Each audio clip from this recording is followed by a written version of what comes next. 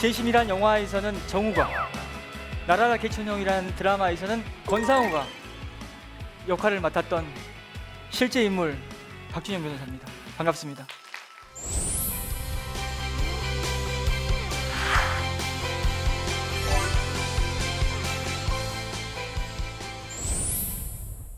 사실 강연안을 준비해 오긴 하는데 정해놓은 거잖아요. 정해놓은 방향이 있고 뭐 연결고리라는 게 있는 건데 이게 사실 굉장히 형식적일 수 있다는 겁니다. 그래서 방송 촬영하시는 분들 또 준비하시는 분들이 굉장히 당황할 거예요.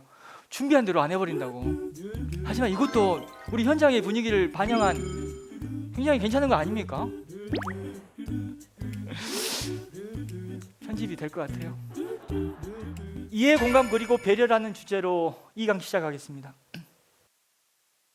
다시 이 사진 한번 보시겠습니다. 고등학교 1학년이었습니다. 맨 옆에 인솔교사 아니라는 점 다시 한번 강조하고요. 이 사진을 언뜻 보면 대단히 뭔가 좀 한 성과를 하게 보이려고 애를 썼잖아요. 호락호락해 보이지 않으려고 애를 썼습니다. 건드리면 막 터져버린다라는 느낌 주려고 애를 썼잖아요. 그런데 실제 제 모습은 어땠을까요? 고등학교 다닐 때 좀 빈약했어요. 싸움도 잘 못했고요. 운동도 그렇게 잘하지 못했습니다. 그런데 왜 이런 모습으로 다닐 수밖에 없었냐면은 양 옆에 인솔교사 같이 생긴 애들하고 학교를 같이 다녀야 되잖아요. 꿀리지 않아야 되지 않습니까? 내가 너무 빈약해 보이면 맞잖아요. 그러니까 이런 본래의 모습과 다른 좀 센 모습, 악한 모습을 보이려고 애를 썼던 시절이 있었습니다. 이게 위악이라고 표현할 수 있잖아요. 위악, 위장입니다. 위장. 이런 위악적인 모습을 연출했던 이유는 살려고, 떳떳하게 살아보려고 했던 거죠. 현실에서 참 많은 형사사건을 변호했는데 그 많은 형사사건 국선 변호를 하면서 느낀 바도 많았습니다. 그 중에서 이런 위약적인 모습을 좀 많이 봤죠. 조곤조곤 얘기해도 들어줄 것 같은데 왜 소리부터 지르는지 모르겠어요. 굉장히 흥분부터 먼저 하세요. 이런 것도 위약적인 연출이잖아요. 위약. 근데 위약적인 연출을 하는 사람들이 정말 센 사람이고 강한 사람일까? 살려고 했던 연출이거든요. 위약적인 연출에 그 감춰져 있는 본래의 모습을 주목한다는 건 상당히 의미가 있습니다. 이렇게 막 호락호락해 보이지 않는 모습으로 다닐 때 주변 사람들이 쟤는 나쁜 애야, 우리 자식들하고 놀게끔 하면 안 돼라고 하면서 멀리만 하게끔 했다면은 저는 이런 모습으로 절대 설 수가 없어요. 하지만 이 위약에 감춰져 있는 저의 어떤 빈약함, 안타까움을 또 주목해 주신 분들도 계셨거든요. 중학교 2학년 때 어머니 돌아가시고 나서 굉장히 방황을 많이 했다는 사실을 아는 분들은 얼마나 애처롭게, 애틋하게 보였겠어요. 마찬가지로 제가 봤던 형사사건의 그 위약적인 모습을 보였던 사람들도 그 사람들의 어떤 아픔과 고통, 빈약함을 알아주면 당장 눈물이라도 쏟아낼 수 있는 그런 애틋한 모습이 나오거든요. 이해하고 공감하고 배려할 수 있으려면 상대를 잘 알아야 되는 거죠. 끔찍한 살인 현장을 본 사람들은 사형 전출원자가 된다고 합니다. 반면 처연한 사형 집행 현장을 목격한 사람은 사형 폐지론자가 된다고 해요. 고유정과 같이 끔찍한 살인을 저지른 사람을 보게 되면, 그 현장을 보게 되면 사형제도가 필요하다는 생각을 갖게 된다는 거죠. 근데 아무리 끔찍한 범죄자라 하더라도 죄를 뉘우치고 처연하게 사형을 집행당하는 모습을 보면 그래도 인간의 생명의 어떤 박탈에 대해서 고민하게 된다는 겁니다. 아주 다른 이 관점은 다른 경험 때문에 생겨날 수 있다는 거죠. 여고생이 중고생 8명에게 끌려가가지고 집단 폭행을 당한 사건이 있었습니다. 이런 끔찍한 소년범죄가 있는 경우에는 소년법을 폐지하자, 개정하자라는 얘기를 하게 됩니다. 또래 고등학생을 산에서 집단으로 폭행하고 성추행한 혐의로 경찰이 10대 7명을 구속했습니다. 정부가 소년법 개정에 본격 시동을 걸었습니다. 이런 분노는 필요해요, 우리 사회에서. 하지만 저같이 준법성이 요구된다는 평가를 받던 아이가 개과천선해가지고 달라진 모습을 보이는 이런 어떤 사례를 경험하면 소년법에 대해서도 관용이나 얘들의 변화 가능성을 고민하는 관점을 갖게 되거든요. 한 사회의 제도에 대한 이렇게 상이하는 관점이라는 것은 뭘 경험했느냐에 따라서 이렇게 달라질 수 있다라는 겁니다. 그래서 이 사회의 대립과 갈등도 마찬가지라는 생각이 들어요. 내가 뭘 경험했느냐에 따라서 생각이 달라질 수 있는 겁니다. 그래서 상대를 적대시하고 적으로 간주하고 타도해야 되고 무너뜨려야 될 세상으로만 볼 게 아니라 함께 공존하는 거 중요하잖아요. 이해하고 공감하고 배려하면 상대의 나와 다른 생각도 존중할 수 있는 것이고 그 생각의 어떤 배경에 무슨 경험이 있는지를 살펴볼 수 있는 것이고 그러면서 소통이 가능한 게 아닌가라는 생각을 해봅니다. 그리고 설득의 논리라는 거 참 필요한 것 같습니다. 이해, 공감, 그리고 배려라고 있잖아요. 상대를 설득한다는 건 참 어려워요. 정말 어렵습니다. 생각이 다른데 그 생각이 다른 이유가 경험의 차이인데 사람의 살아온 결론이라는 게 그 사람의 생각이고 사상이거든요. 어떻게 쉽게 바뀌어요? 그럼 이상하잖아요. 설득을 할 때 있어서 그래서 논리의 개발, 논리의 어떤 이 고민, 연구가 중요하다고 저는 생각이 들어요. 요즘 저는 소년법 문제에 대해서 저는 사실 제가 방황했던 사람이기 때문에 아이들의 변화 가능성, 낙인을 함부로 찍지 말자라는 그 관점을 굉장히 주목하는 사람입니다. 그러다 보니까 제 입장에서 제 관점에서 소년법 문제에 대해서 어떻게 설득을 할까? 드라마를 보면서 제가 알게 됐습니다. 25, 21 많이들 보셨어요? 저 코로나 걸려가지고 봤죠. 정주행했습니다. 그냥 쭉. 지금도 보고 있습니다. 25, 21 아주 좋은 드라마. 드라마가 좋다라는 것은 대사가 참 공감할 만한 대사가 있다는 거죠. 그렇지 않습니까? 25, 21에서 김태리 씨가 고등학교 2학년으로 나와요. IMF 시절에서 펜싱 국가대표 선수가 꾸민 고등학교 2학년으로 나왔습니다. 남주혁 씨는 대학생으로 나왔죠. 근데 고등학교 2학년이 왜 이렇게 짙은 화장을 하고 있어? 그 이유는 IMF 때 학교 펜싱부가 폐지된다고 했거든요. 펜싱 국가대표 선수가 꿈인데 시대가 자신의 꿈을 앗아가 버린 거예요. 나 이렇게 포기 못해. 엄마한테 전학을 보내달라고 했더니 엄마가 안 보내줬어요. 자발적 전학이 안 되면 강제라도 가야겠구나.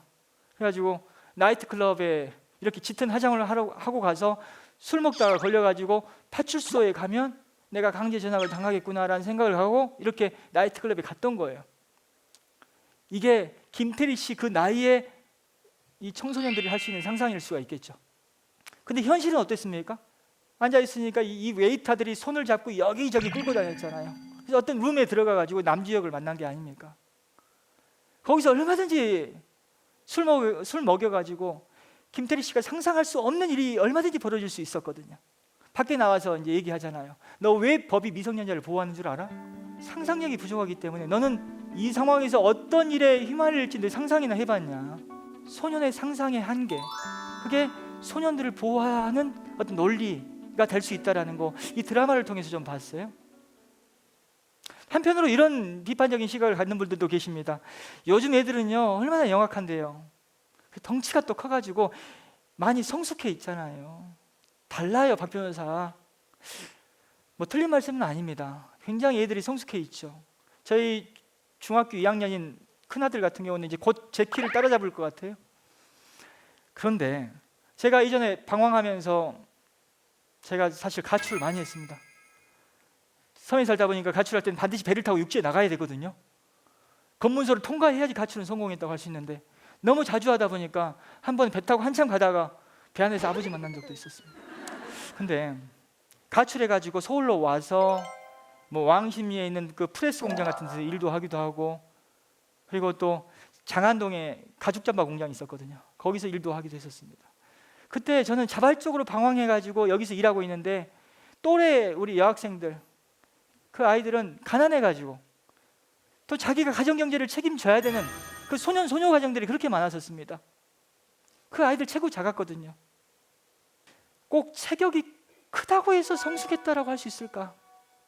그 어린 나이에 가족들을 부양했던 그 과거의 우리 청소년들과 지금의 몸집은 크지만 뭔가 또 인터넷을 통해서 많은 정보를 받아들이고 있다고는 하지만 그 아이들의 어떤 성숙성 비교해 봤을 때 오히려 그 과거에 체구가 작았던 아이들의 그 정신적 성숙이 더 높았다라고 얘기할 수 있는 것 아닌가라는 생각도 해봅니다. 그런 관점이 필요한 게 아닌가 생각을 해봤습니다. 화성 연쇄살인 사건, 화성 사건의 진범 이춘재입니다. 이춘재가 저지른 사건은 숫자가 많습니다. 저지른 순서대로 1차, 2차, 3차 이렇게 불리기도 하는데 8차 사건, 8번째 살인 사건으로 억울하게 역살이한 윤성여 씨입니다. 이분이 무기징역을 선고받고 20년 이상 복역했거든요. 30년 만에 이춘재라는 진범이 나타나서 억울함이 풀렸습니다. 피고인은 무죄. 이상 재심 재판 마치도록 하겠습니다. 이춘재가 나타나지 않았다면 이분은 절대 무죄 불가능했습니다. 어떻게 그렇게 단언할 수 있어요? 왜 그러냐면요, 이 사건의 원본 기록은 폐기되어 있었습니다. 원 기록이 20년 보존하고 폐기됐거든요. 그럼 어떻게 이 사람이 범인이 아니고 이춘재가 범인이라는 걸 알 수가 있었습니까? 참 아이러니하게도 다른 사건에서 유전자가 발견됐잖아요. 근데 이 사건에서는 그런 증거물에서 유전자를 찾지 못했거든요. 오래돼가지고. 저는 주목하는 게 뭔지 아십니까? 이춘재라는 인물이 30년 만에 나타난 게 정말 극적인 사건인데, 물론 그것도 굉장히 큰 의미가 있긴 하지만 이춘재가 나타나기까지 30년의 시간이 필요했는데 그 시간 동안 이 사람이 살아있었다는 게 굉장히 의미가 크다고 봐요. 왜냐? 3살 때 열병으로 소아마비 장애를 갖게 됩니다. 그때부터 다리를 절고 다니셨어요.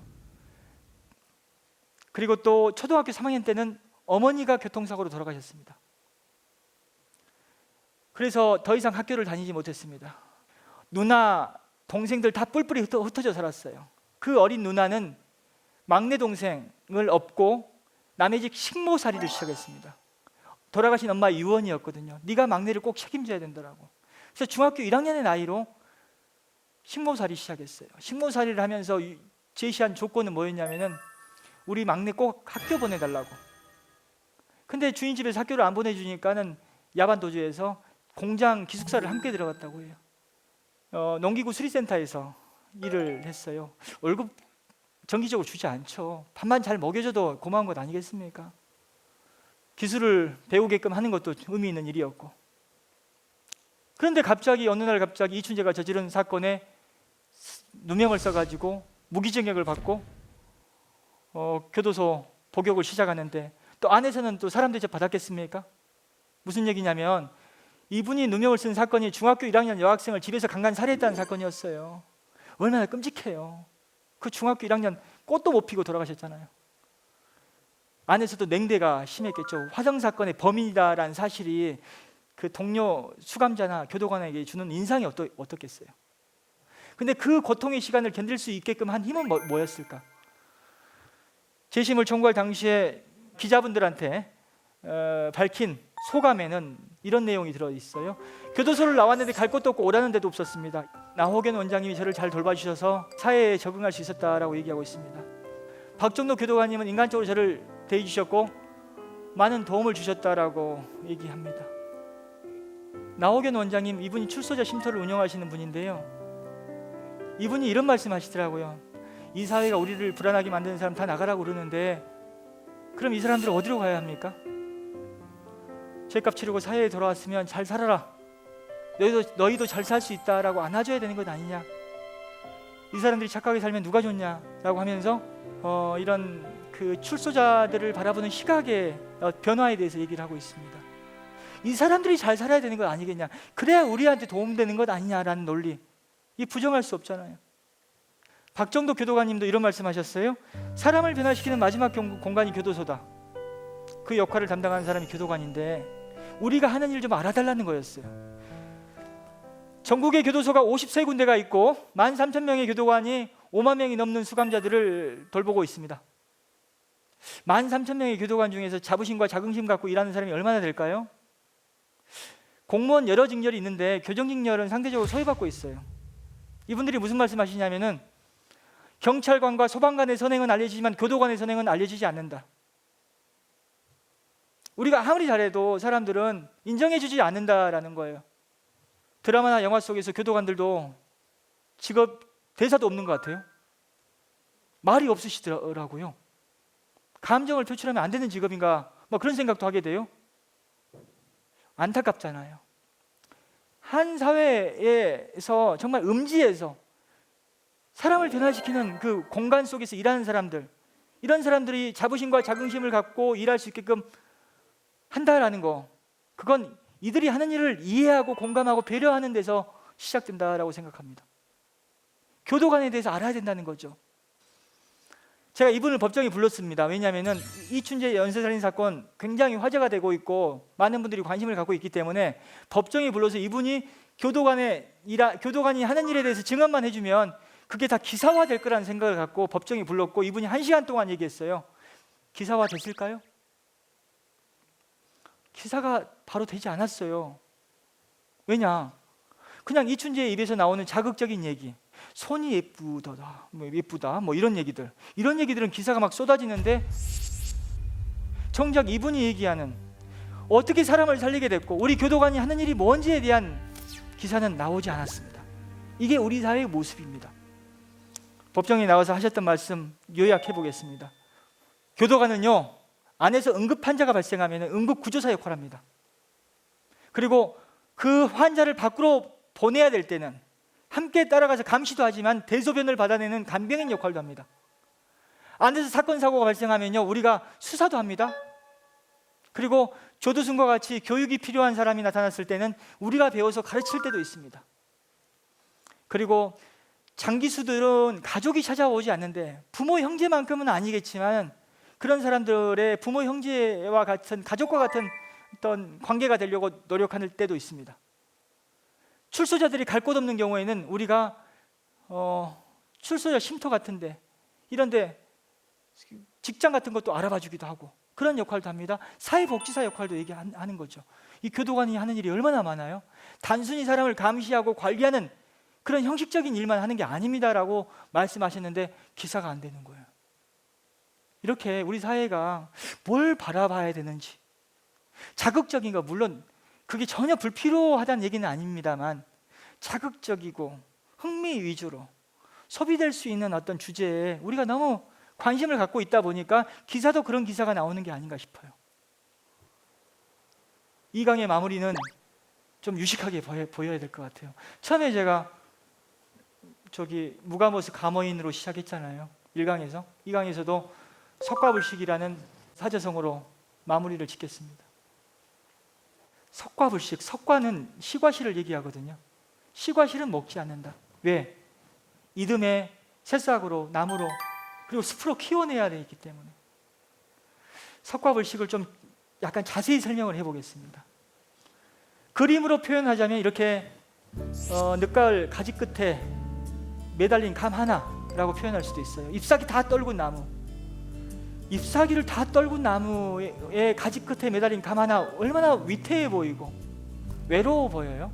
근데 이게 희망이라고 하는 거예요. 이걸 먹지 않고 키워내면 희망이다라는 거죠. 잎사귀 다 떨군 나무는 뼈대를 드러내고 있습니다. 그 추운 칼바람을 다 그냥 견뎌내야 되는, 이 뼈대로 견뎌내야 되는 거잖아요. 사실 이 뼈대의 모습이 한 사회의 어떤 골격이 어떠한지가 중요하다라는 거죠. 아주 풍요로울 때는 모를 수 있어요. 근데 어려울 때 직시할 수 있다라는 거. 코로나로 인해서 우리 사회가 굉장히 어려워졌어요. 이 어려운 사회에서 우리 사회를 지탱하는 뼈대를 볼 수 있다라는 거죠. 뼈대의 모습이 어떠한지를 우리가 냉철하게 살펴볼 수 있다라는 겁니다. 직시할 수 있다라는 거죠. 감 하나 먹지 않고 키워내야 된다라는 거. 이 감 하나는 사람으로 얘기할 수 있다. 사람을 키워내는 노력.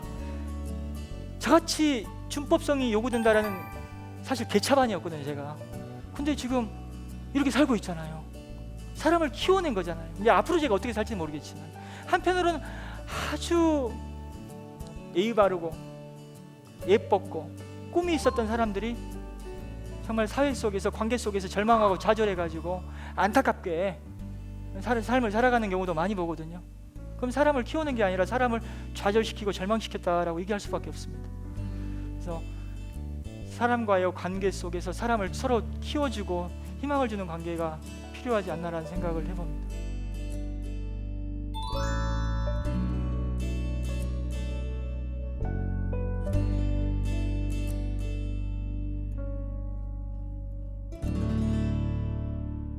이렇게 2강을 마무리 짓도록 하고요. 이제 Q&A 시간 갖도록 하겠습니다. 질문하실 분 손 들어 주십시오. 앞줄에 계신 분. 안녕하세요. 예. 그 변호사님이 변호사 일을 하면서 많은 경험을 하셨을 거 아니에요. 재심 과정도 많이 있으셨을 거고. 근데 거기서 오는 깨달음이나 뭐 인생의 조언 같은 게 있으실까요? 제 SNS를 들어와 보신 분들은 제가 아무리 자극적인 비난을 하신 분들과도 소통을 하려고 합니다. 아무리 목적을 갖고 저한테 글을 막 지적하는 글을 쓰시는 분도 일단 소통을 하려고 하고 있고요. 또 소통을 통해서 나도 깨닫는 부분이 있고 상대를 변화시키는 어떤 경험도 하게 됩니다. 근데 어떤 분들은 저를 생각해서 제가 보기 안타까워서 그냥 무시하라는 얘기를 많이 하시는데 저는 무시는 못하겠어요, 사실. 왜 제가 이런 소통의 방식을 취하냐면은 감옥에서 오래 사신 분들은 어떻겠어요? 우리 사회에서 살다 보면은 보기 싫은 사람 우리는 안 보면 되는 거거든요, 사실. 안 만나면 되잖아요. 물론 직장에서는 그게 또 쉽지 않은 부분도 있긴 하지만 덜 보려고 내가 노력할 수 있는 그런 우리는 사회에 살고 있긴 한데 안에 계신 분들은 보기 싫은 사람을 계속 봐야 된다. 이거 얼마나 고통이겠어요? 얼마나 많은 다툼이 있겠습니까? 사랑하는 사람도 24시간 동안 모든 생리현상 지켜보면서 함께 살기는 어려워요. 그러다 보니까 그분들로부터 제가 배운 것도 있죠. 어떻게 해서는 극복하려고 하고 이해하려고 하고 한 번 더 멀리 아주 가까운 공간에 있긴 하지만 그 먼 거리에 가서 소통을 하려고 하는 어떤 그런 노력들이 있을 거 아닙니까? 이게 경험인 것 같아요. 사람 경험 이라고 생각합니다. 그리고 저기 우리 무언가 직업을 선택할 때 사건 혹은 계기, 뭔가 영향을 받은 점이 있기 때문에 그걸 선택하는 거라고 생각을 합니다. 그래서 혹시 변호사님께서는 어떤 특별한 계기나 일이 있었는지 그게 궁금합니다. 여러 삶에 있어서 변화의 계기는 있었습니다. 여러 변화의 계기가 하나씩 뭔가 연결이 되면서 지금의 제가 됐다고 생각하거든요. 사법시험 합격하기 전까지만 해도 기도를 많이 했죠. 부처만 주시면 내가 진짜 억울한 사람들을 위해서 적극적으로 돕고 뭔가를 해보겠다라고. 근데 합격하고 나니까 뭐 택시를 타더라도 뒷좌석 문을 열고 있고 뭐 중국집에서 짜장면 짬뽕 먹다가 코스 요리도 먹어보고 하니까 사람이 이제 대접받고 사니까 사람이 변해요. 그래서 안정적이고 그런 생활을 추구하게 돼서 제가 사법연수원 수료할 때 서울에 있는 큰 로펌들 뭐 아주 큰 데는 지원할 생각 못했고 로펌 다 지원했는데 다 떨어졌어요. 수원에 아무런 연구가 없음에도 갈 수밖에 없었던 이유는 나를 받아주는 곳이 없었습니다. 그래서 수원에 갔던 거거든요. 그래서 수원에서 이제 고용 변호사로 일하다가 이제 국선을 좀 많이 맡게 됐고 국선도 하고 싶어서 했던 게 아니에요, 사실. 사전 변호가 많이 들어오면 내가 왜 국선을 합니까? 몇백만 원, 몇천만 원 주는 사전 사건이 들어오면 내가 국선할 이유가 없어요. 2, 30만 원 주는 국선을 왜 해요, 그거? 사람 상대하는 것도 어렵고 저한테는 기회가 없었어요. 사건이 안 왔단 말이에요, 저한테. 근데 그 과정 속에서 또 사람들을 상대하면서 제 어떤 그 과거의 어떤 그 아픈 경험 이것도 떠올리게 되는 거예요, 사람이. 그리고 저의 운명적인 사건은 수원 노숙소녀 사건입니다. 첫 재심 사건을 나는 수원에서 만났습니다. 수원에서 내가 개업을 안 했다면 절대 그 사건을 맡을 수가 없어요. 지금의 재심 변호사 불가능합니다. 그래서 변화라는 것은 의지만으로 되는 건 아니에요. 의지도 필요하지만은 어떤 상황, 운명적인 상황이라는 것도 중요하고 수원에 가고 싶지 않았고 나는 그 실패의 결과, 뒤처짐의 결과로 내가 수원에 가서 개업을 했지만 그게 내 운명을 바꿔줄 줄 누가 알았겠어요. 살다 보면 곳곳에서 내가 몰랐던 정말 우연한 만남과 계기들은 너무나 많이 찾아온다는 거죠. 그걸 믿어야 된다는 거죠. 그게 희망이라고 저는 생각해요. 수원 지역에 개업하신 분들이 저같이 항상 능력이 없는 건 결코 아닙니다. 연고가 있어서 가신 분도 있고 여러 가지 이유가 있습니다. 오늘 여기서 강연했다고 해서 이번 주에 제가 교회 가는 일은 없을 겁니다. 저희 집안에 목사가 2분이나 계심에도 불구하고 저한테 교회 가라고 강연은 하지 않아요. 그래서 우리 하나님의 가르침이라는 것도 우리가 일상에서 우리 만남과 관계 속에서 실천하는 게 정말 중요하다는 생각이 들고요. 그걸 더 실천하도록 노력하고 함께 했으면 좋겠다는 생각을 갖습니다. 그리고 언젠가는 갈 겁니다. 그런 약속은 이제 드리고 갈 수 있겠다 싶습니다. 장시간 들어주셔서 감사합니다.